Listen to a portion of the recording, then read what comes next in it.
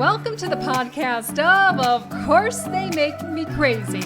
It's about crazy family stories. We all have one, right? More importantly, it's for those of you living with someone who suffers with a mental illness. You can start to feel lost in their world. And I get it. I grew up with a bipolar mom addicted to pain pills. Hoping the stories shared here will help you through difficult days. It's not all serious. We laugh and joke too. If you have little ones around, hop in your headphones. Adults only, please. Hey there, thank you so much for joining me on the podcast of course they make me crazy. I'm April Norris, the host. So I have been on this app called ClubHouse, and that is where I met Dalia. Hey, girlie. Hello. Hi. So she's my new guest this week. And so if you haven't been on ClubHouse, it is totally addicting. If you love podcasts already, or breathing new life into your soul, or constantly learning new things and just connecting with people around the world, then you should be on it. And if you're interested in it, email me. I always put my email at the very end of this podcast, and I'll give you an invite because it is invite only so far. Dalia, is it still invite only? That's correct. Yeah, only invite right now. And Yes. Apple, you have to have an Apple phone. And you have to have an Apple phone. So if you have an Apple phone, email me and I'll invite you because we would love to have you on. So what is it? It's like several live radio talk shows and podcasts going on at one time. And you find a topic that you like, and then you click on that topic and it brings you into this room of people that are talking to each other. And you can become part of the conversation, or you can just listen to it. And again, that's where I met Dalia, and we popped into a room of networking women. Mhm. And I was explaining that I have a podcast for people who live or love someone with a mental illness. And then she's like, hey, we have to meet because you have a mother who was bipolar. Right. And of course I do. That's why I started this podcast. And so we kind of grew up similar, but yet different. And so, Dalia, I love that you're going to share the ups and downs of what you experienced also in your childhood. I don't love that you experienced it, Right. but truly, I believe your story, I believe my story is a good, healthy dose of medicine for those that are either dealing with the same situation that we already have dealt with, or if they're just, still struggling with, things in their life, still living with those people. Yeah. Because as you know, right, we go on a roller coaster of up and down emotions with Oh, them. yeah. And so let's jump in. When you and I were talking a bit last week over the phone, your mom was bipolar in the way that she had a persona of being wonderfully nice to those at work and in the community, but then she'd come home to you and your siblings a very angry, abusive mother. And where mine was not, abusive, she was bipolar and addicted to pain pills. Abusive and mentally, I think, in the way of not knowing that she was. Right. But really, essentially, she was, because she brought us all into her chaotic world, right? Yeah. So Yeah. tell me a little bit about, what you and your siblings had to deal with. Yeah. So the way you explained it was that's exactly right. We were the family, the siblings, because she was a single mom, 4 kids, and so she did it alone. She was a hard worker and she worked a lot. And she was, by all accounts from everybody, just like the perfect person. She would listen to everybody's problems. She helped them. She volunteered at the school to tutor other children. And then at home, she would not help us, give us the time of day for as far as like helping us with school. We wouldn't have asked her though, not like in a negative way, but I think we did academically well without her help. But it was just kind of funny to see that she would go out of her way to help other people, but yet at home we were like literally essentially her punching bag. She would be just completely. And looking back now that I can understand the psychology of bipolar disorder, I would say the manic side, she was somehow able to control it so that until she got home, and that manic side would come out on us, whether it was abuse, physical or mental, emotional, or a lot of things were very controlling. So she had to control everything about our lives. And even cleaning, like if she got on a cleaning spree, we were all in for it. So we Yeah. knew she was up 4 or 5 o'clock in the morning. She was getting all of us up and we were getting to work. Yeah. That is, I mean, I relate to that Mhm. 100%. In that when my mom was on a cleaning spree, you knew she was manic, right? Yeah. So, like, Hmm. literally, we would come home and there would be drawers pulled out, Yeah. Uh-huh. everything taken out. She's like, I'm organizing Hmm. everything. And the house was a total disaster. Hmm. Hmm. And it would take her days and days, and we'd have to jump into, and then she'd get low and sleep, and wouldn't finish it, and Hmm. then it would just sit out for days unless somebody else you know picked Yeah. up the slack and did it. So yeah, that brings back memories yeah, of so many things. Yeah. And so, gosh, that's so interesting that she would actually, with 4 kids and working a job, she Hmm. actually went out and volunteered too. That's And what's so crazy about it. Because it was so interesting to see that.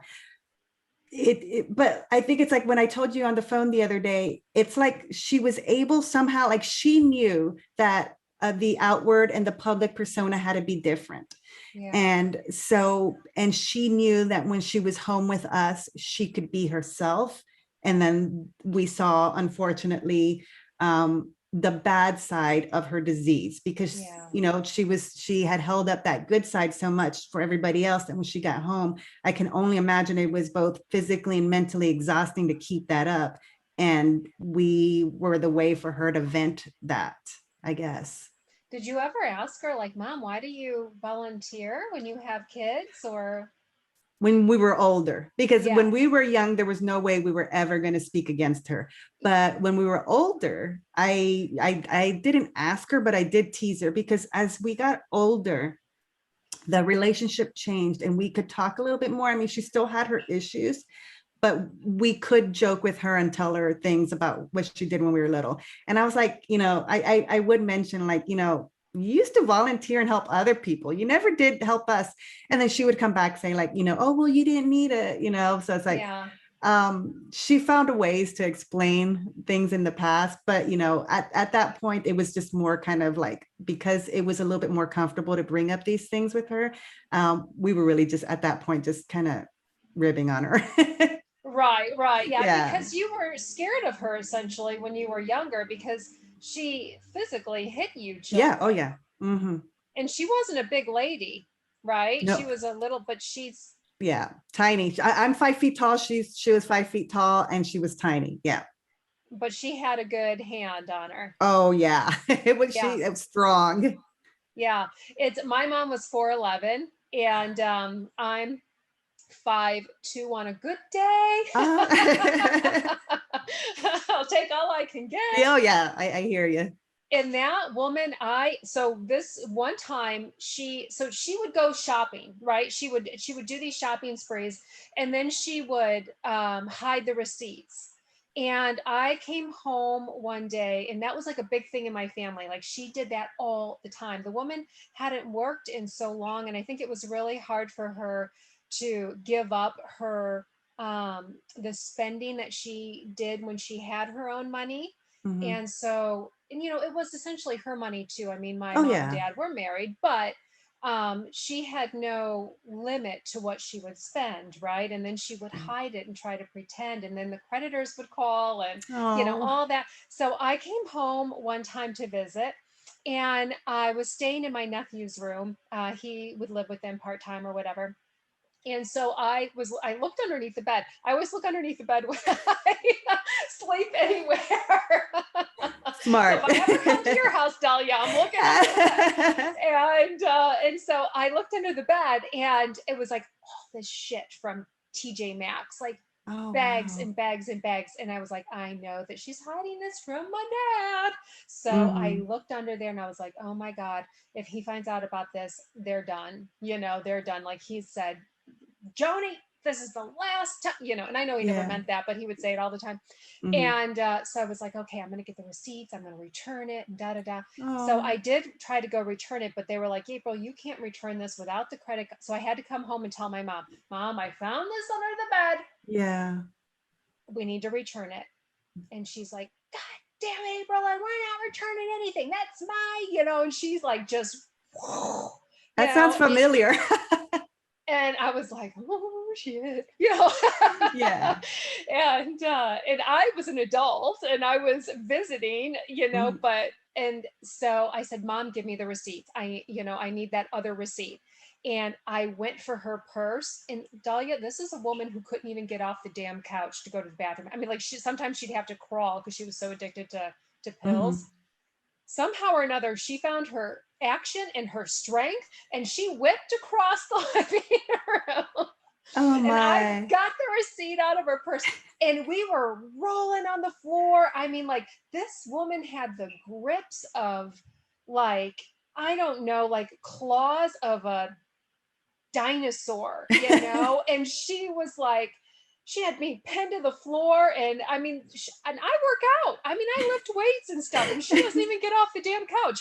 And she could just take me. And Mhm. so, and that was as a kid. I mean, that was as an adult. She never did Yeah. that as a kid. But when you pissed her off, boy, she had Mhm. the anger. And I'm going to assume that was probably the case with your mom. But you all were just little ones at that time. Yeah. I mean, it did not extend into adulthood, thank goodness, but it was still verbal and emotional as adults. And so we could still see bits and pieces of like when we were growing up, but because we were adults, it was a lot easier to detach from it. We didn't live Yeah. anywhere near her, so we didn't have to talk to her if we didn't have to. It was a lot easier to deal with it because we ignored her when she would get really bad. Yeah. So but as a yeah, we couldn't ignore her. We had a very small house. And it's funny because we knew we were poor and we had a small house, but then when we went back as adults, we saw how small it really was. It's like, oh my goodness, I can't believe all of us lived in this house. But yeah, so I mean, you could hear somebody breathe from across the house because that's how small it was. So Yeah. I just remember like we knew that's how quiet we had to be, because if she heard us talking at night, I mean, even if we were whispering, she heard us, and we would hear boom, boom, boom, boom, boom coming towards us. It's like, uh-oh, I thought we were being quiet, but we weren't. Oh my goodness. And so yeah, you were telling me a story about your sister, and she came in, and what was that? What? Okay, so this is really embarrassing because me and my sister will bring this up a lot because we can laugh about it. It was it's our coping mechanisms to laugh Sure. about things that happen, and that includes the abuse. So if other people are not comfortable doing that, I understand that, but that's how we coped and Yeah. still continue to cope. So what happened was I was for some reason decided to sing a song at night, even though I knew better. I was a teenager. My sister was a teenager, and I just started singing it out loud, and I just kept going and going and going, and then the heard it, and I was like, oh She's shit. coming. So I get under the blankets and the pillows, and I just kind of roll into the wall. And this is horrible. She went for my sister and beat the shit out of my sister. And I'm just like, don't move, Dalia, don't move, you're asleep, you're asleep. And she leaves, and my sister was like, that was you. And to this day we'll joke about it because it happens sometimes. One of Yeah. us would get in trouble for the other one, and that time, unfortunately, and I wasn't going to speak up. I didn't want to get it either, but we were kids at the time. So but it is something, it's one that we do bring up a lot and laugh about. So I know that's so weird to say we laugh about it, but yeah, we did. No, I mean that's exactly why I, started this too. Is my sister and I started the podcast with my sister, we have to laugh about some of this Mm, stuff because some of it is so crazy that it is funny. yeah, And we all survived it, and we're all better people today, right? yeah. We're healthy, Hmm. adults. And so I think that's what can make us laugh about it, but also what hopefully can bring some kind of peace to someone if they're Yeah. dealing with this right now, right? Hmm. Yeah. So, um, and your father, she was single, but you had a father, same father for all of you and your siblings? Correct. Yeah. Okay. And he was abusive to her, is that correct, physically? Yeah. And so luckily I never saw it, but I know how bad it was from my older sister. She's 3 years older than me, Mm-hmm. and from family, from other relatives, because they would witness the abuse. Of course, my mother would make sure she told us all the time too, but it wasn't just her stories. It was like, everybody else knew what was going on, saw it, etc. But yeah, he was an alcoholic and he abused her terribly, tried to kill her a few Mm. times. He finally was incarcerated. He went to prison. And during that time, I don't know what happened or whatever, but he came out and all I ever saw was the good him. I guess is the Right. best way to say it. Yeah. So even to this day, he's a very mild-mannered person. He's sweet. He loves my family, but I know he was really bad to my mom, and that was always something. Even to this day, it's still kind of hard to deal with because my mother had every right to hate that man and cut him out of her life. Sure. However, she insisted that he contribute to us sometimes because he didn't pay child support, um, and yet didn't want us to be close to him. So it's really weird. It's like she would insist, like, your dad's going to take you, blah, blah, blah, whatever. And it's like, but yet if we said any kind word about him, she reminded us how horrible he was. And like I said, I get it. She had every right to be pissed at him. Yeah. But it was very hard because it was like, she was trying to control the situation and the relationship. Even as adults, she absolutely hated that we had any relationship with him. And if I was going down to visit, my sister still lives down, where we grew up. And if I was going down there to visit, my dad lives in the same city. My mom didn't live there anymore. So I would have to make sure my mom was not in town so Oh. that I can see my dad. Because if Mm-hmm. she was in town, then I couldn't see my dad because then everybody would hear it. She would literally show up at my dad's house and harass him. She would chase him down if she saw him anywhere near my family's houses, like my sister's house or my brother's house. If she saw him going there, she would follow him. And then when he got to his destination, she'd berate him verbally, his wife, his family. And he would always just stand there like and just let her do it. And I think maybe I'm not going to speak for him, but the way I would see him handle that, maybe that was his way of saying, like, I deserve this, I'm just going to let her do it. Yeah. But it was hard though, because it's like, I didn't want her to let it go because she needed to do whatever she needed to do to feel better about that situation, because I can only imagine how horrible it was to be in that situation as a mom, getting abused, trying to protect your kids and not being in any type of control. And now she was in control. Now she was this very assertive, not just assertive, aggressive woman.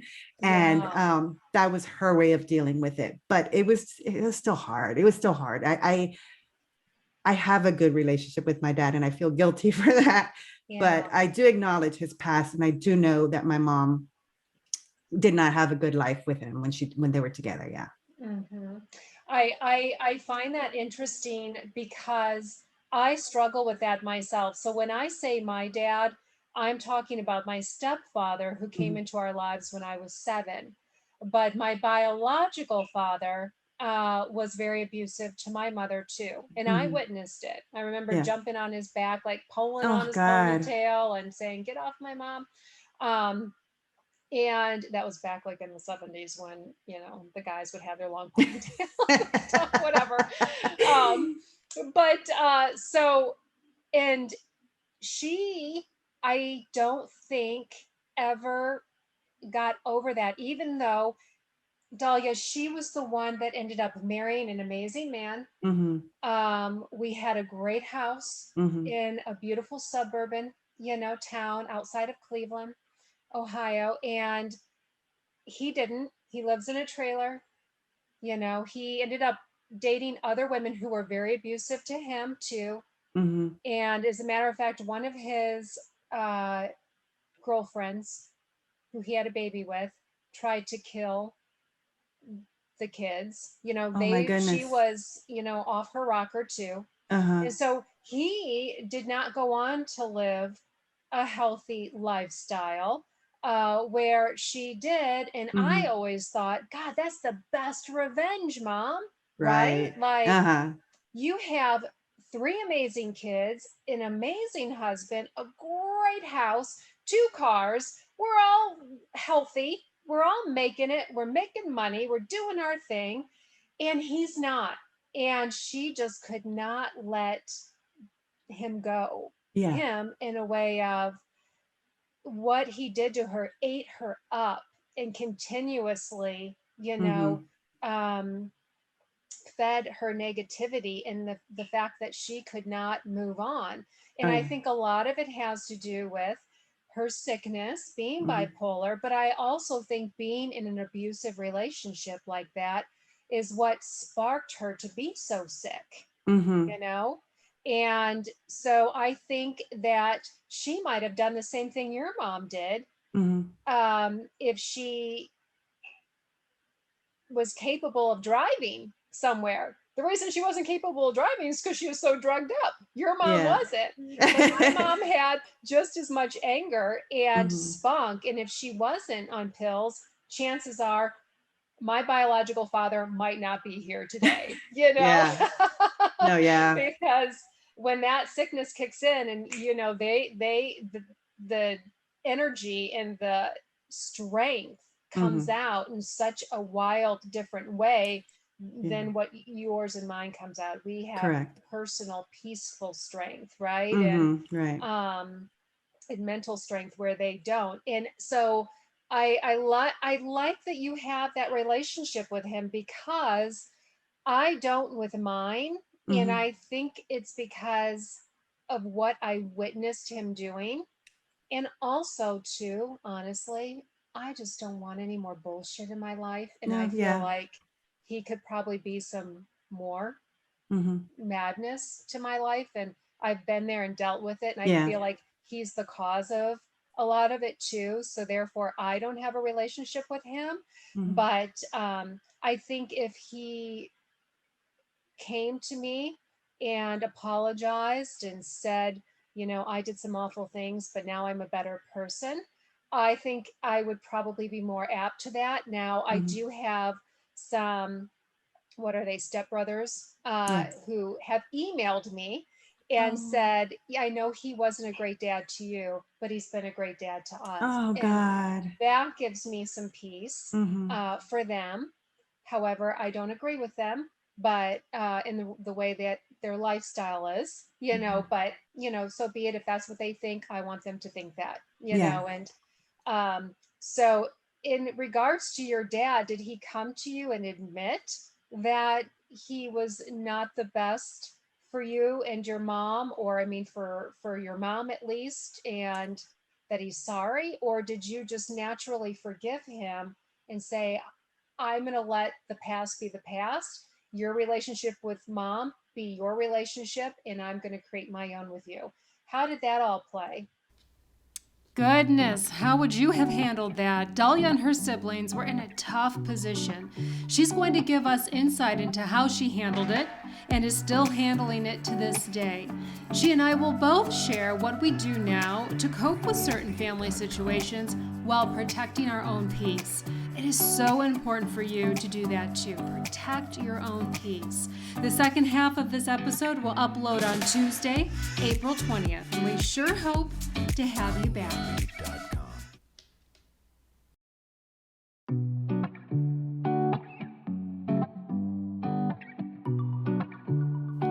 Those of us living with people suffering from a mental illness have a lot to deal with too. They're not the only ones hurting. We hurt with them. Having a supportive community is so important to your health. Would love to hear your story too. Email, of course they make me crazy, @gmail.com.